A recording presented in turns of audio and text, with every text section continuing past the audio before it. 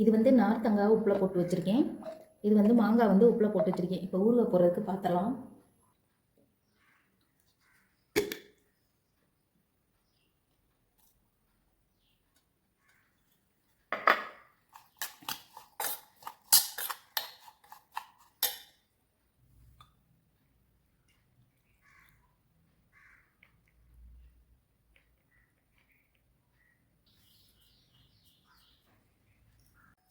கடுகும் வெந்தயமும் அப்படியே பச்சையாகவே அடித்து சேர்த்துருக்கேன். வறுக்கலை.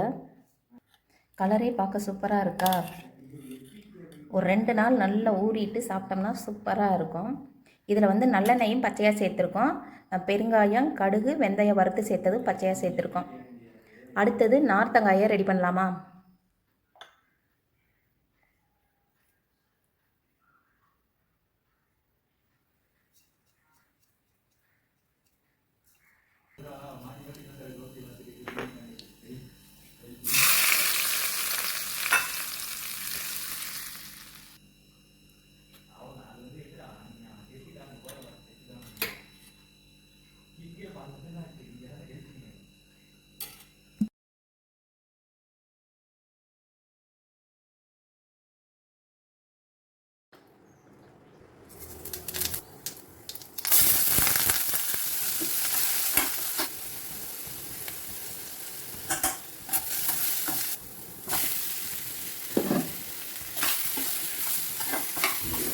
உருளைக்கிழங்கு வறுவல் பண்ணியிருக்கேன்.